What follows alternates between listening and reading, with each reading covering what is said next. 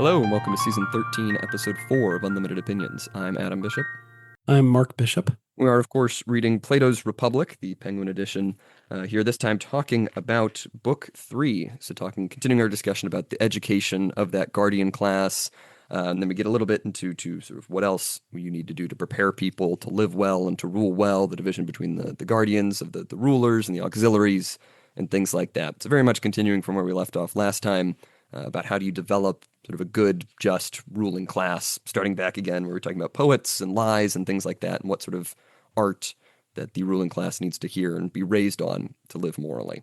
What do you think of What this section? I was just going to ask you that. Give me Oh, your thoughts first.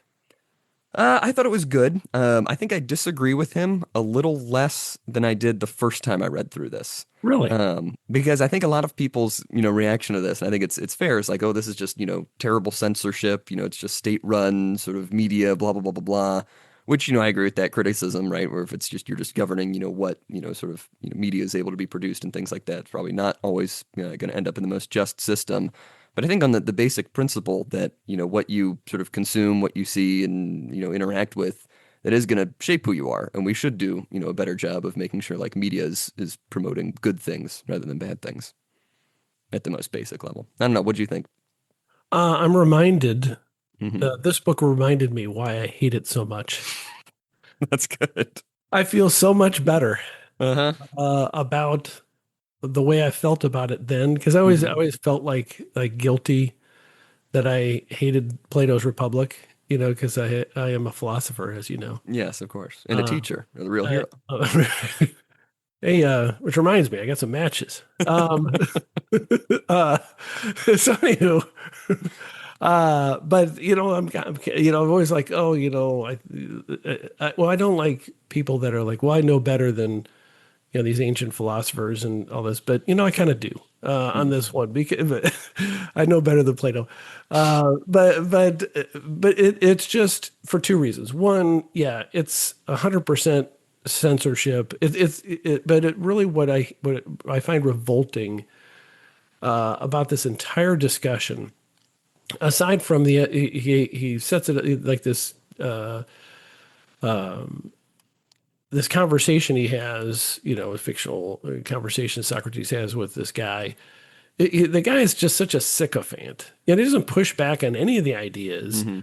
And of course it's censorship, and of course it's 100% state control that he's saying it as his ideal state, and this is how you end up with the perfect people.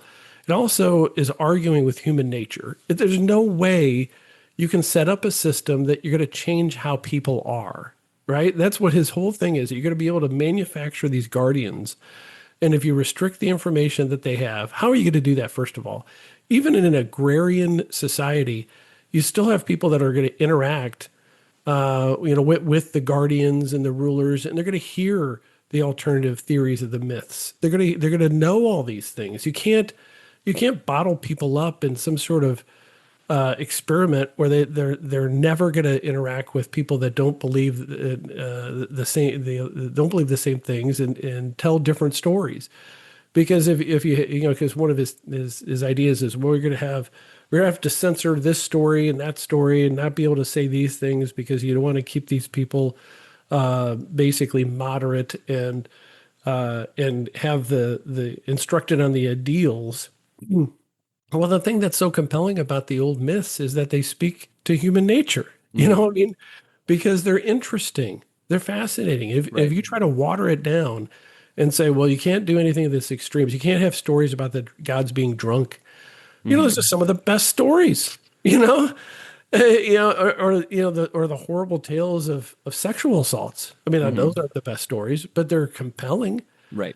And then what happens when they find out that these are just manufactured? Well, they say, well, the first generation won't really believe it, but the next one might, and the third will buy into it.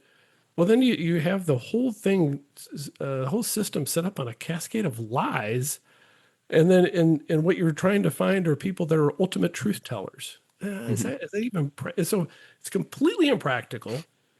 It tries to convince us that there's some sort of utopia you can create as an artificial structure, and it's false. I mean, you can't.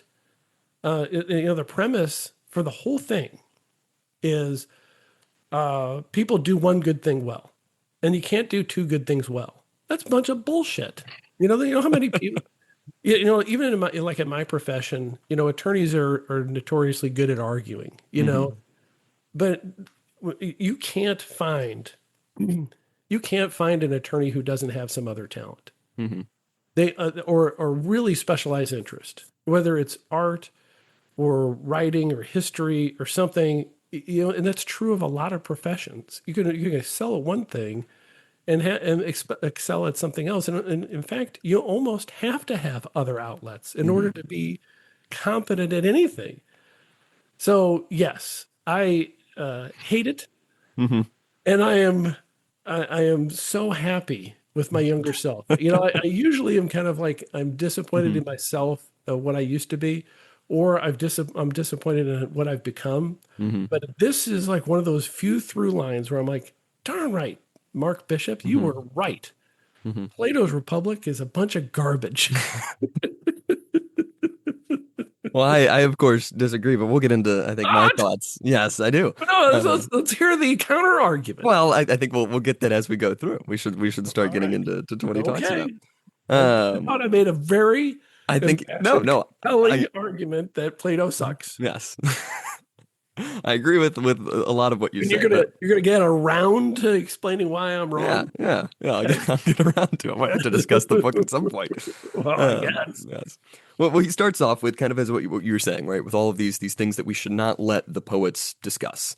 Right. Continuing on from last time. Last time we talked about we shouldn't describe God as evil or God as sort of fickle or changing in any way, right? If there is a God, if there is one God, we can't present him in that way. And then he talks about sort of death and things like that, right? Should you be afraid of the afterlife? Well, we should cut out all those passages about the afterlife being something you should be afraid of, right? Because then they won't Yeah, rule well. you might get the sads, and Right. you might not risk death because death would be bad. Well, if you're really brave, you'll be like, you know what? I know I'm going to hell, but I'm going to hell today in Right. victory. I Right. mean that's the crazed lunatic version of a true warrior. And I'm not advocating for that point of view, but it's do you have to have a viewpoint that that you got to be yes, preserve yourself because the afterlife will be terrible in Hmm. order to do just things as a warrior and guardian? No, Right. you don't have to have that. Hmm. You Yeah, know, it's this is where I disagree with him the most, sort of on the practical level. From section 386, essentially to 392, pages 76 to 85 for us. That first section of book three, essentially him just going through and listing all of the things that should not be in poetry. yeah. Essentially like any bad example should not be there, and that's where I disagree with him. I think the most in this section. Well, of course we have the bad examples as examples of what not to do. Right. Yes. And then that's part of the beauty of things, right? That you can read the story and figure out what you're not supposed to do. I think, Just think about. I'm sorry to interrupt. yeah, But I'm going to. uh, Like if you have a child and you only tell the child happy stories, mhm, and you say no bad stories. And as a child, as a parent, you could do isolation. Like it would take a lot of effort. Like you'd have to homeschool and you have to have no electronics, probably have to live in the woods, and you tell mhm, nothing but positive stories. The kid's still going to be a kid, and quite frankly, the kid is exposed to other people, eventually, it's going to be a nightmare for mhm, for that kid and for society. And isn't that really how serial killers are created? mhm, I mean, oh, everything's just happy, happy. I mean, I think it's just so counterintuitive mhm. and illogical that somehow you'll create a better person by restricting the flow of information to that person. I don't think it's necessarily illogical. I think that a lot of what you do consume, does have an impact on your behavior, right? That if you see Yes. children, who are watching pornography and watching videos that just glorify these things, that's I think the distinction. I don't think he makes the distinction well enough. That bad things can be illustrative, if the story pursues justice. But sometimes, movies or media or songs or whatever are just glorifying the thing for the sake of the thing, right? And that's wrong. And Yeah. we probably should have less of those, forms of media. And maybe they should be, outlawed. The US, has bans on pornography and they were enforced, up until very recently. So it's like, I agree with them in that capacity, but in the capacity of like the heroic tales, you shouldn't portray any vices in the characters. That's where I disagree. And I think, in talking, and I think this is what we're going to get into a little bit later, but if he's talking more so about, the soul and things like that, because that's, where this comes up of how to order your soul based on sort of the example of the city, you should order your soul in such a way that you aren't consuming, bad media, because that does influence the way you think to some degree. That will, sort of over time convince you maybe these things aren't so gross and maybe I should seek them out more. You will be more drawn to those things. You'll build a habit towards those things, sort of in Aristotelian terms. One of my, I think, my most boomer opinions that I've kind of, come to develop over time is that, maybe the violent video games, did do things to kids, and maybe it wasn't just, raising your kid from the age of 8 playing Call of Duty. Maybe that did do something to him. So I agree, I don't think it's entirely illogical that, what you watch, what you sort of hear will affect who you are, what you think is okay. I don't think it'll change your human nature, but it will change your habits for sure. That was very effective at arguing a position that I didn't take.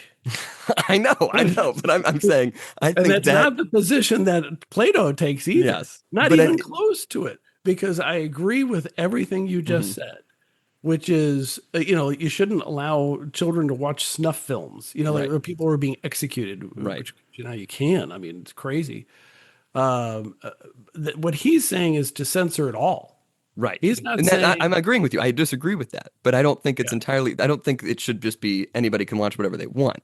that's not what I'm saying. I And that's know, not what he's but I saying. think that's what people confuse Plato for, is that he's saying that you have to restrict everything to such. Well, I That's think I exactly what he's yes, saying. He's yes, saying you can't allow them to communicate bad stories about the gods. You yes, can't do it in this utopia.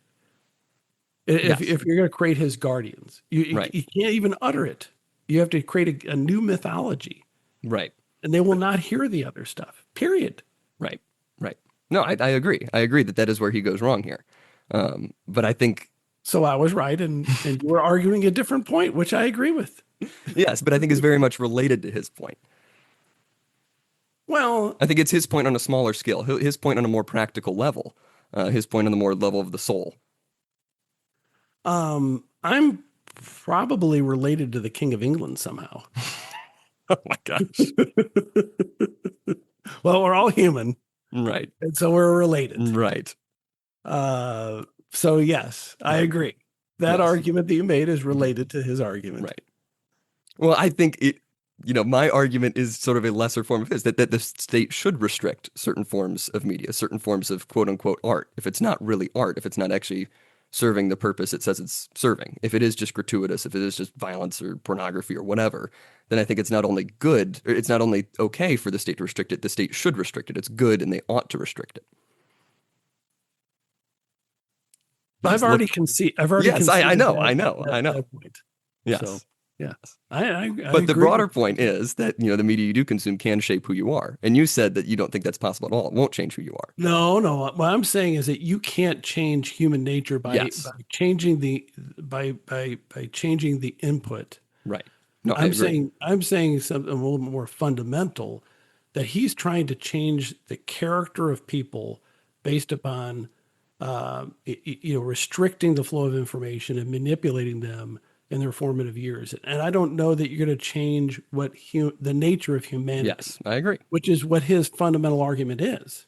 That you could change their character and what humans are. I think Yes. that's what he's arguing. I don't think that's necessarily what he's arguing. I Because don't. when you get into that a little bit later, right, when he's talking about the people who have gold or silver or bronze sort of in them and things like that, right, that's part of the myth, right? It's not just that it's sort of genetically in them and things like that. It's that you can cultivate people in such a way that their habits will be more inclined towards justice. I think that's the more Aristotelian way of framing it.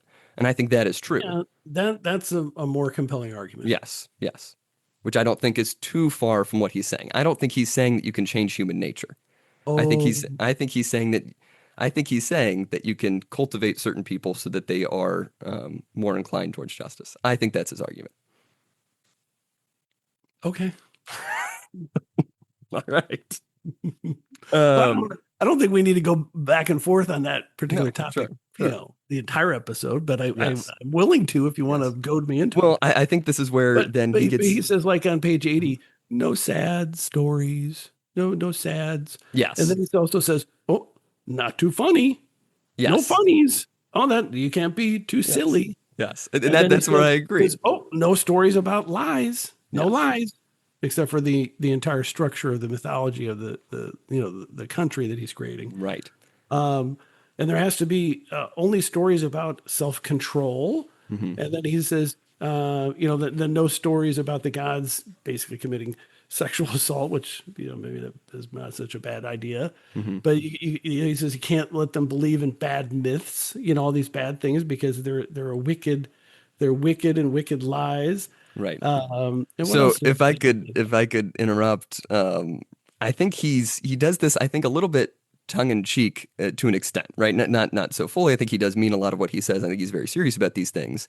But then, of course, when you get to this is page 86 for us, but sections around section 393, where he's talking about, well, can we have sort of narratives? Can we have plays where people assume the role of another person? Right? He says, well, that's not good either because then you're pretending to be somebody else that's taking on another job that you can't do and things like that.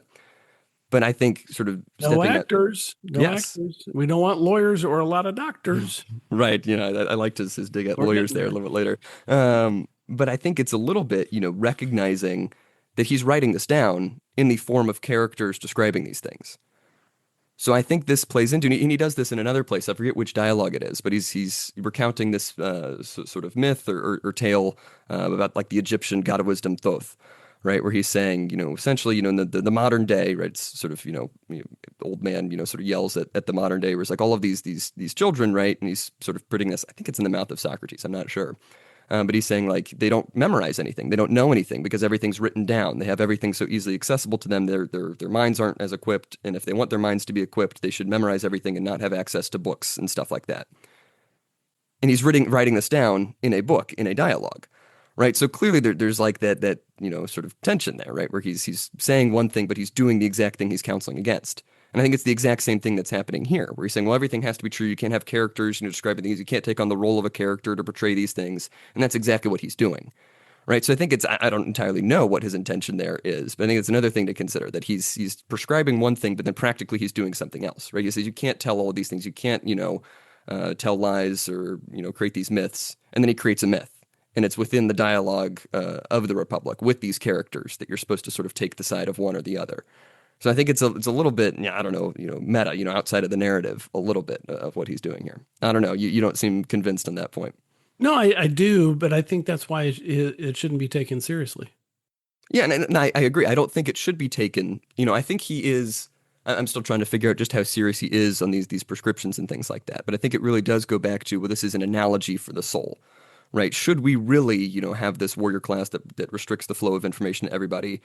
Probably not. I think if you actually, just had an interview with Plato, he might say, no, that's not practical. We can never actually do that. That wouldn't be good. But you as an individual, you should be very mindful of what you are consuming. You should be mindful of what sort of moral message you're taking from things, even sort of not really explicitly recognizing it. If you are playing, the violent games every day, maybe you are sort of taking on, the habits that are described there. Or maybe you do just enjoy this evil character in the show, even if the show, does, have this theme of justice. Maybe you just enjoy the evil character a little bit more and you find yourself more inclined to that person, even if they are presented in a negative light and things like that. I think that would be more of his position. Again, talking more about the soul, how you order, the reason, passions, and things like that. Because I think he knows, he would recognize, right? That he's saying, well, you can't have myths, we have to create a myth. You can't have, sort of narrative. This is in the form of a narrative, in the form of a dialogue. Does that make sense?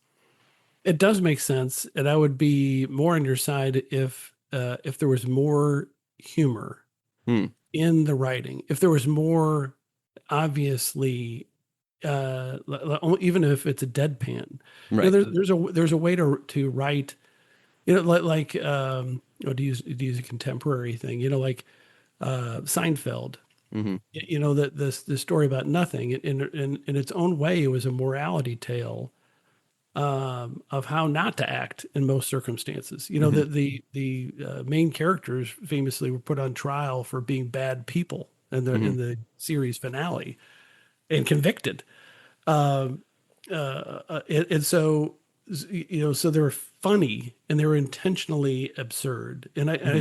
I think I think part of I guess maybe the main objection I have with this book is that it's taken as a serious effort at philosophy. And it's not like, well, I'm kind of doing it tongue in cheek and I'm creating this new genre.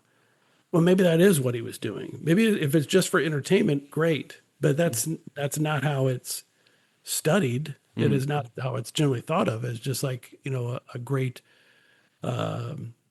storytelling. Well, I don't think just because it might be tongue in cheek, it might be recognizing, that it's contradicting itself. I don't think that means it can only be for entertainment. I think that might be where the philosophy is, or the practical wisdom That's is. not what I said. I said, Well, I know, like but you're kind of creating the Seinfeld. decade. It has to either be Seinfeld or it has to be, Well, 100% serious. I don't know. what I'm That's not what saying you're is saying, but he didn't, the author does contradict himself within this book, but I don't think it's not clear to me that it's intentional. right. Well, we are also reading a translation that's, a society, 2,400 years ago. So I think, some of it might just be a little lost on us of what exactly, his tone was and all these things. And I think it is very funny. And you see those Or those it lines. could be a crap book.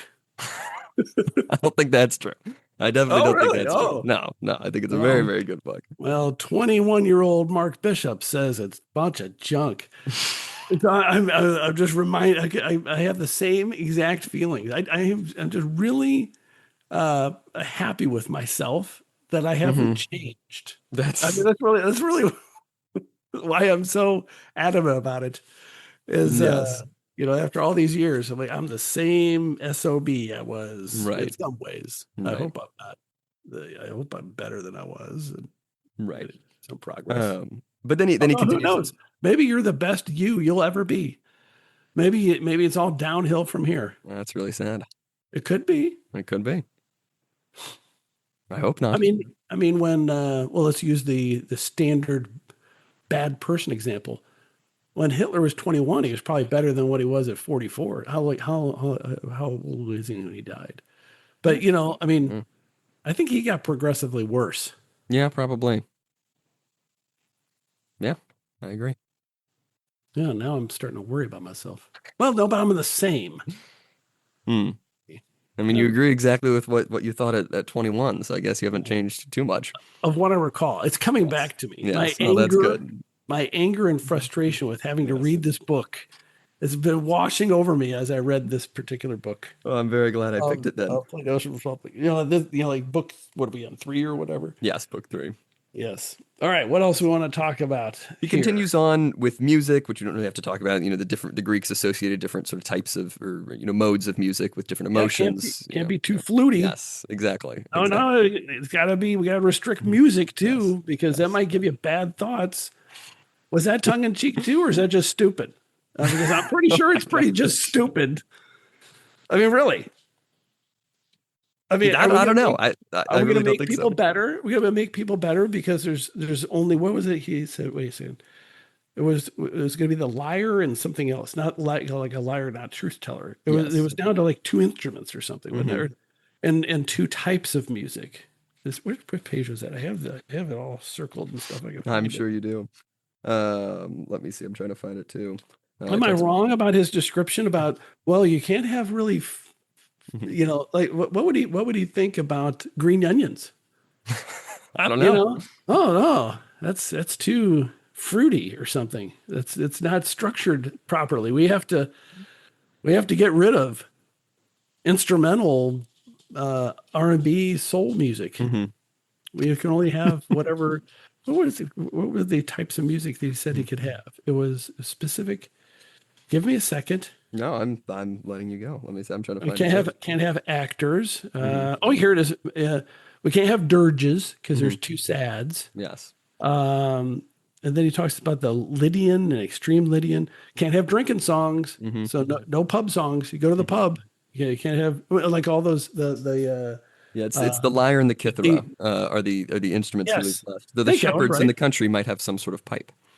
Yeah, they can have a little fruity pipe, Hmm. but you couldn't have any songs like Tolkien's drinking songs with the hobbits. Hmm. Disallowed. Yes. No, I understand that's what he's saying, but I mean, I'm going to keep going back to my point that it's again, it's about, the soul. The practical wisdom is on how you order your But soul. he says, you know what? The one good thing is we won't need as many craftsmen to make the instruments. That's So true. that's side effect. That's great, he says. That's true. And he says, well, let us continue the purge. Yes. So, uh, let- let- We have to deal with the oh rhythm. gosh. There's not only the type of music, the type of instruments, Mhm. but the rhythm. He wants to restrict the rhythms so that they would have restricting to composite march rhythms, dactyls, whatever that, and heroics. Yes. That's the meter types in ancient Oh, Greek what there he you was go. talking about there. Yeah, bad Um, rhythm will give you yes. bad character. Go So, ahead. Go ahead. What else yes, do you let have to say? me, This because is his, brilliant. oh my gosh, his point, section 400E here, right around there, where he says, good literature, this is on page 97 for us, good Yeah. literature, therefore, and good music, beauty of form, and good rhythm all depend on goodness of character. No, I don't mean then that lack of awareness of the world, which we politely call goodness, but a mind and character truly well and fairly formed. Says this is what they must pursue. And you already said no, but I think that's true. you I think don't that's think that bad people can make good music? I think bad people make much worse music than good people. I think it's possible for a bad person to make good music. I'm not saying it's impossible. But I think if we're uniting, as you talk, there's sort of the three transcendentals, the good, the true, and the beautiful, those are united, right? That's God is good, true, and beautiful. He is the fullness of beauty, goodness of fullness of truth, fullness of goodness, right? All in the fullness of being and things like that. They are united in some way. They are connected to one another. And if Yes. you're pursuing goodness in some way, you're also pursuing beauty. If you're pursuing, truth, you're also pursuing beauty and goodness and things like that. If it's true truth, if it's true beauty, if it's true goodness.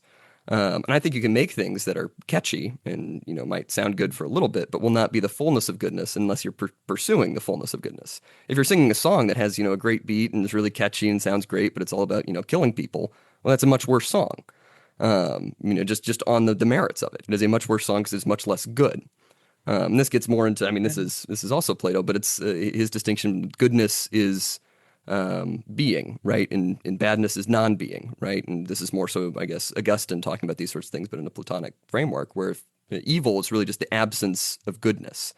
And so, if you're doing anything good, if you're doing anything true or beautiful, you're pursuing something that is more, just exists more. If you're pursuing something that is bad, it is something that exists less. You're pursuing nothingness. So if you're pursuing badness in one of those things, you're pursuing badness in another one. If you were just a bad person, I think your ability to tell what is beautiful will be impaired. I think that's absolutely true. Well, I have a couple Uh-huh. arguments Uh-huh. against that. One is, I think it's a well-known argument about the nature of good and evil in the world and whether or not God can create anything evil. And Mhm. so, all these musicians and artists who are of bad character, I think still have the ability to make Mhm. beautiful Yeah, I'm not art saying that they're unable to. because everyone, I think, is capable of greatness, and I think everybody is capable of terrible evil. Hmm. Every one of us, including me.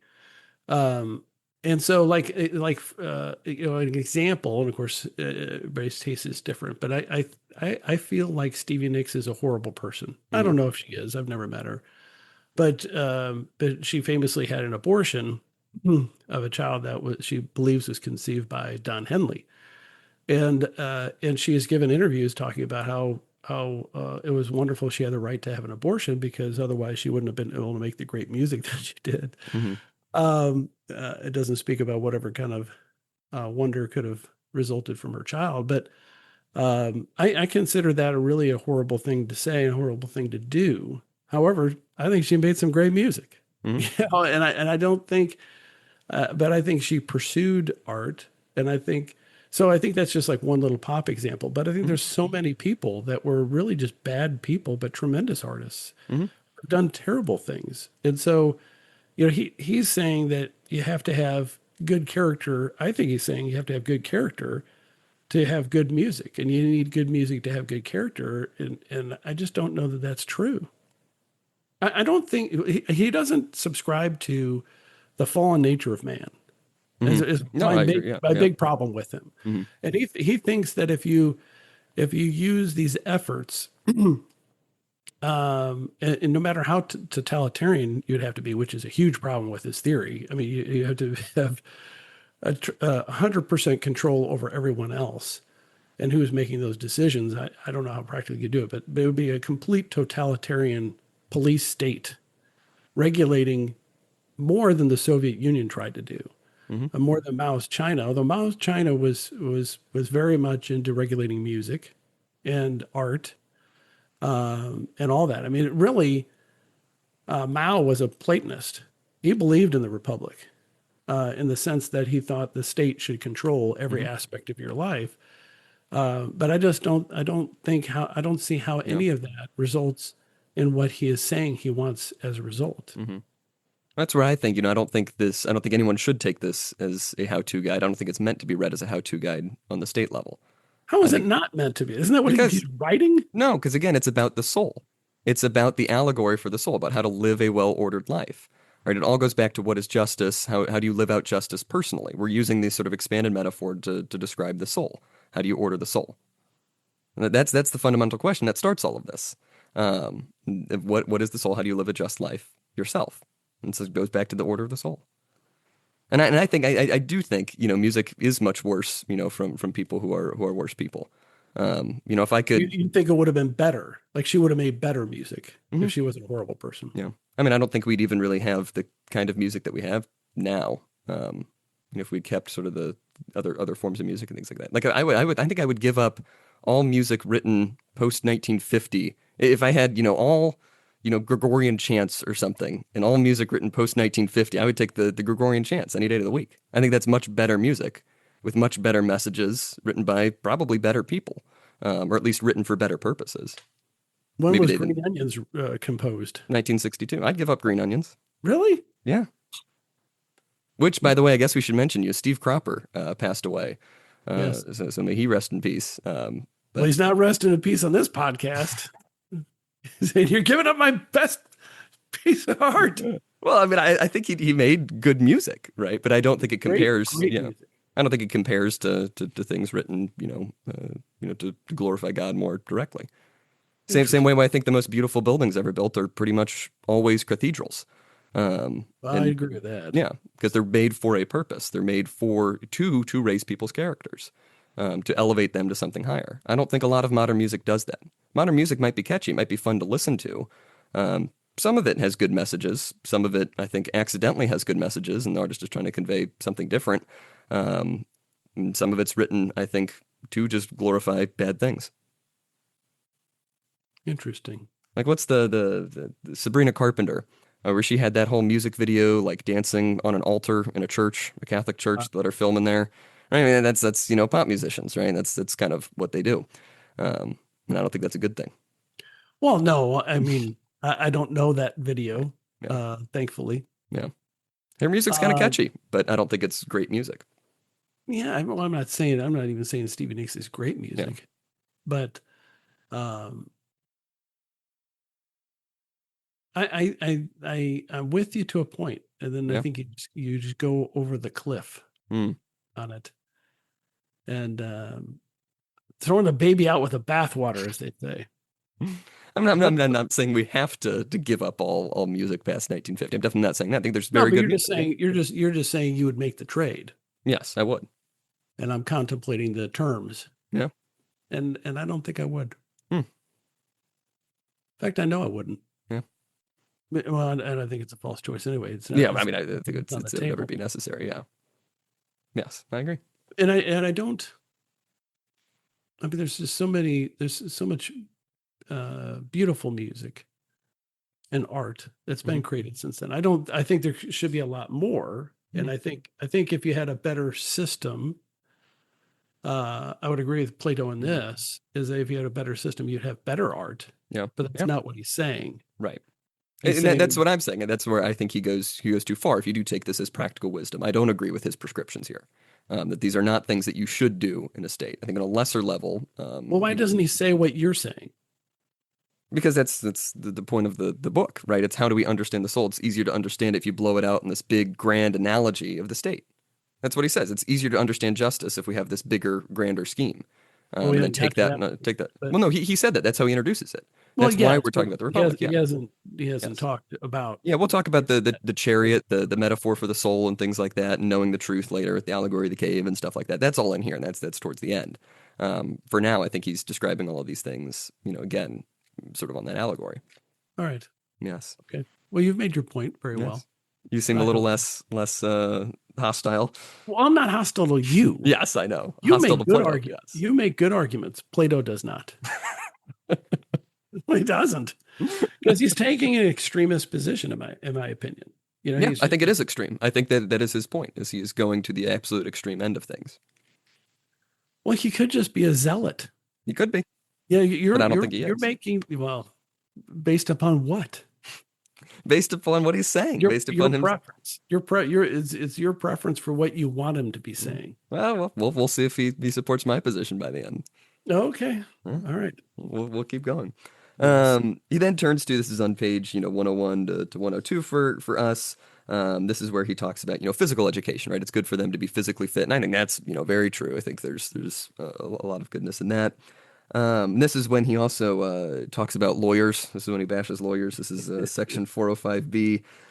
He says, "Yet it's still more disgraceful, don't you think?" I replied, "when a man not only spends most of his life in court as plaintiff or defendant, but is even vulgar enough to be proud of it, proud that he is an expert lawbreaker up to all the dodges, and that he knows all the holes to wriggle through to avoid a conviction. And all this for mean and unworthy ends, without any idea how far better it is to arrange one's life that one has no need of a jury dozing on the bench." So very mean-spirited attack on lawyers there. Well, it's not really. It's not an attack on lawyers. Yeah. It's an attack on parties. Yes. Yeah. And so I actually agree with what he was saying there. Yeah. But don't just skip over the physical education, because sure. I just want to mention, he wants to restrict all that too. Yes. Yeah. They're not going to have boiled meat. They have roasts. They're not going to have a whole lot of seasoning. They're certainly not going to have Syracusan and Sicilian cooking. Oh, gross. And they can't have Corinthian girlfriends. So no chicks and no candy, no confectionaries. Right. Because you can't have any of that stuff. Yeah. I think this is one of the clearest examples of, his analogy at work, because as we'll see in a little bit later, he'll split everything up to the rulers and the auxiliaries and then sort of the workers and everything. Yeah. But if we're talking about, sort of this guardian class, these rulers and these auxiliaries sort of as the rule of reason, which we'll talk about later with the chariot. Well, yeah, your reason shouldn't be influenced by, what seems tastier, physically, what is more attractive, things like that. I think it's talking about, having the reason not be guided just by emotions and the passions. I think that's what he's saying.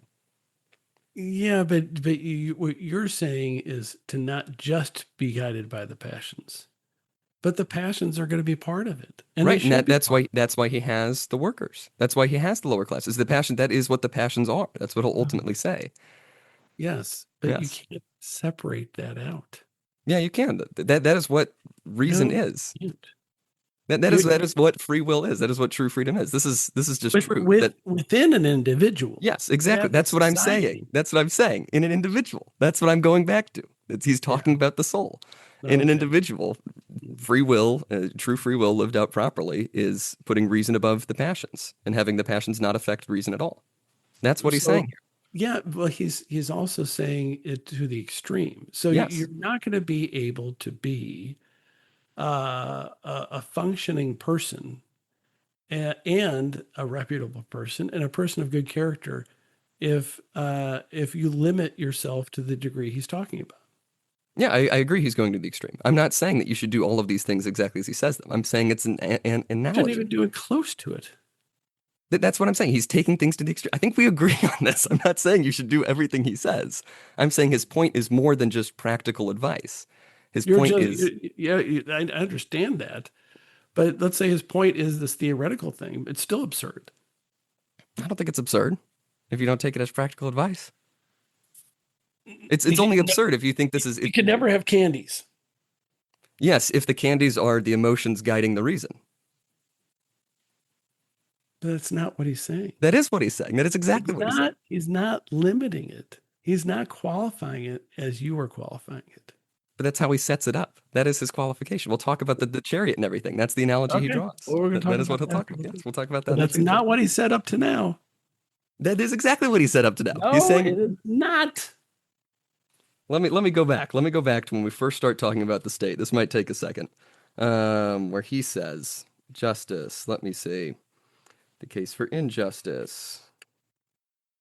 Let's see, where he Here, says, while you're looking for that, sure. elaborate music we found produces indiscipline, and elaborate food produces disease.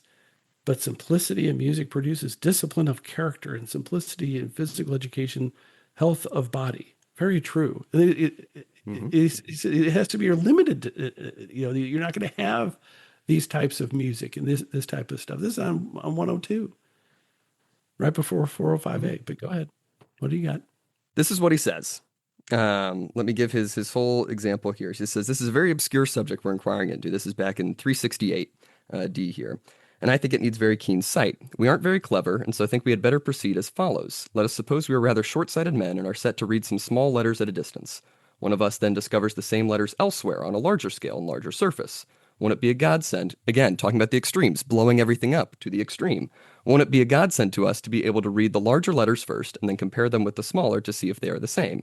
And he agrees. He says, I will tell you, justice can be a characteristic of an individual or of a community, and a community is larger than an individual. We may therefore find justice on a larger scale in the larger entity and so easy to recognize. Right, setting up this analogy, the larger entity blown up to the extreme to find it in the He's individual. not saying blowing up to the extreme. That's exactly what he says.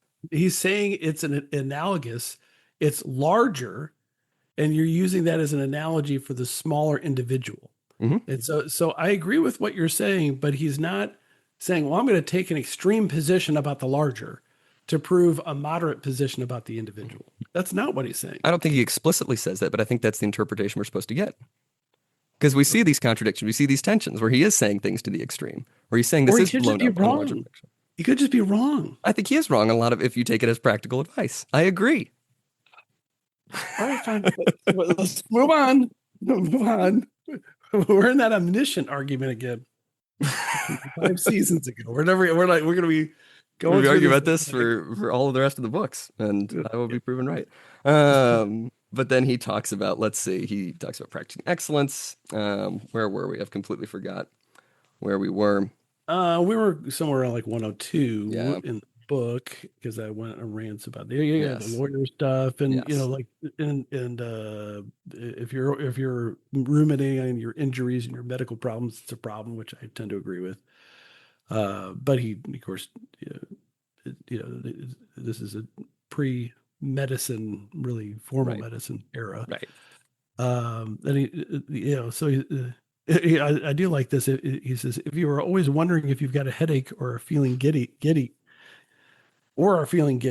and blaming your philosophical studies for it, you will always be prevented from exercising and improving your talents, which I think is true. And that's Hmm. really an argument against rumination, Right. and I think that's so true. There's so many people in the United States, especially, are always thinking about how I'm feeling. Yes. Because you're thinking about it, you're not actually getting anything done, Hmm. and you end up feeling worse. So Right. he made that point 2,000 years ago. So Right. huzzah! Yes. But then that kind of takes us up to the last section here in book three, where he talks about, now we set up pretty clearly the three classes, right? Where now we're saying, well, we've been talking about these guardians more broadly. You kind of have to split the guardians up into two, right? The rulers and the auxiliaries. Where the Yes, rulers are sort of the chief overall. They're the ones who sort of set the policies for everything, and the auxiliaries are kind of like the soldiers, right? The ones who carry out the will of the rulers, which when we'll get to later with the chariot analogy, right? This is very explicitly, right? The ruler is reason, the auxiliaries are the will, and sort of the common man are the passions, right? The emotions. He essentially says that, which we'll talk about later. But this is when he sets up, which I'm sure you're not very happy about, the myth, right? This magnificent myth that we have to tell people about in order for there to essentially be sort of rule of law here and for everybody to sort of agree with the system to not sort of try and overthrow the rulers and things like that. And this is what he says. This is what the citizens shall be told. He says, you are, all of you in this community, brothers. But when God fashioned you, he added gold in the composition of those of you who are qualified to be rulers, which is why their prestige is greatest. He put silver in the auxiliaries and iron and bronze in the farmers and other workers. This is section 415, page 116 for us. thank you. Now, since you are all of the same stock, though your children will commonly resemble their parents, occasionally a silver child will be born of golden parents, or a golden child of silver parents, and so on. Therefore, the first and most important of God's commandments to the rulers is that in the exercise of their function as guardians, their principal care must be to watch the mixture of metals and the characters of their children. If one of their own children has traces of bronze or iron in its makeup, they must harden their hearts, assign it its proper value, and degrade it to the ranks of the industrial and agricultural class where it properly belongs. Similarly, if a child of this class is born with gold or silver in its nature, they will promote it appropriately to be a guardian or an auxiliary. And this they must do because there's a prophecy that the state will be ruined when it has guardians of silver or bronze. So that's the story, and then people will follow along with what the rulers have to say, and we will have a just society. Do you have any thoughts on that? Well, I wanted your thoughts on his cool myth making. Yeah, this is this is going back to the analogy, right, where he's saying, right, if you find an element of the passions sort of in your reason, right, subjugate that to the passions, put that back where it belongs. Let the reason sort of be pure. Excise it out, of these emotions and things like that. I think that's the point he's making here. That is sort of the myth. That is what you have to always tell yourself, always keep in mind, right? That is sort of the guiding principle here of make sure things are in their proper place. Right. I don't think we should, of course, lie to the citizens of a state and make up a tale to keep a ruling class in power. No, of course not. I don't think that is his advice here, practically, or that is what he's practically advising if you take it literally. But I don't think that's what he intends for us to get out of it. You're looking at me and blinking very slowly. Um, well, I mean, that's the only way. You're doing a very clever job of reading it the only way that is of value. Hmm. Thank you. Because if you're wrong Hmm. about his intent, Hmm. then I'm right that it's just a bunch of crap. Hmm. Um, because if he is trying to prescribe how a society would be governed, Hmm. and you're saying he's not, are you I'm saying saying this is not? I'm saying this is an analogy. It's not meant to be literal advice. But are you saying that he is not prescribing how a city, state, or a government should be set up? I don't think so. You just think it's all an analogy about how you should live your life as a person of character. I think broadly speaking, yes.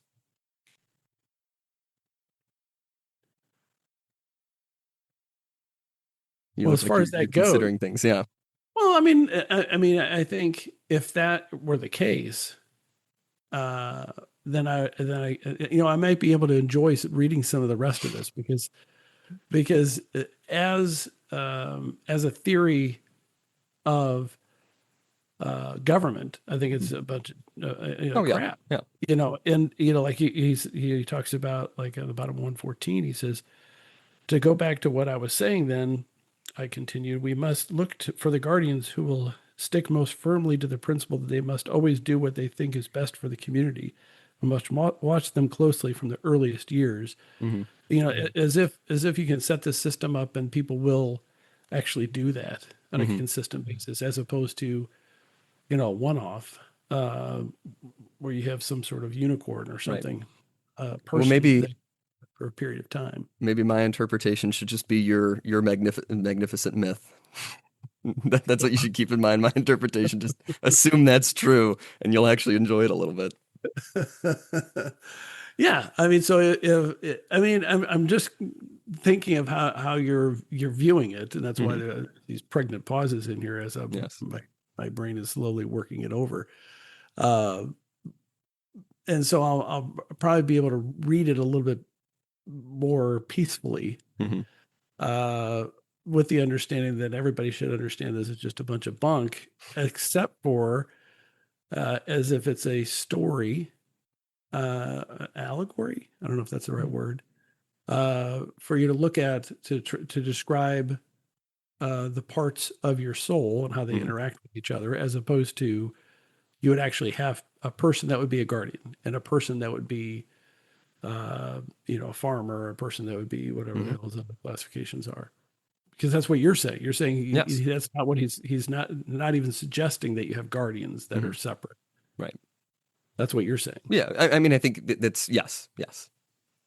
I think Am you I am I can. am I putting words in your No, mouth no. I or think you're not? right. I think that is what I'm saying. That he's not saying this as literal practical advice. I'm not saying that there's no political wisdom in here. I think it is true that education of citizens is very important. We should, try and get rid of, bad influences on people. At the very broad level, this can be political advice. His exact prescriptions, I think, are prescriptions as an allegory for the individual. Yeah, That is my opinion. because what you're talking about as far as political thought Hmm. is like the same thing as saying, well, it'd be better if you didn't drown to death or been caught on fire. Right, Yeah, it'd be best if we had a good, effective educational right, system. right. Yeah, Yeah, yeah, the society would be better if we didn't, celebrate evil yes, and dysfunction. yes. Yeah, okay. Yeah, I agree. I agree with that. Good. I'm glad. All right. Well, okay. Well, I'll have to contemplate how you're viewing this, and I'll Yeah. have to rethink how hostile I've been. I'm Hmm. still hostile. I know. I can Okay. tell. You're not hiding it. Well, I'll try to act like I'm reasonable. Yeah, that's good. I All don't know right. if I'm Well, supposed to do that. I don't have yes. any other thoughts. I'll have No other to, thoughts? do you have any other No, thoughts? no, I don't think so. I mean, that brings us up to the end of book three there. Yes, it does. Hmm. All right. Well, this has been season 13, episode 4 of Unlimited Opinions. You can, of course, follow us on Twitter at ULMTD Opinions. Let us know if you want, I don't know, 5,000 matches or something, and we'll send you some matches. I'm not going to And send out 5,000 yes, of no, them. no, that was an exaggeration. That was That's a putting lot. things to the extremes. It was an analogy of how willing we would be to send you matches. But yeah, feel free to follow us on Twitter at ULMTD Opinions. I have been Adam Bishop. I'm still Mark Bishop.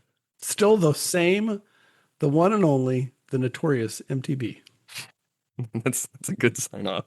from from the early 1990s to the Mhm. present. Still hating Plato.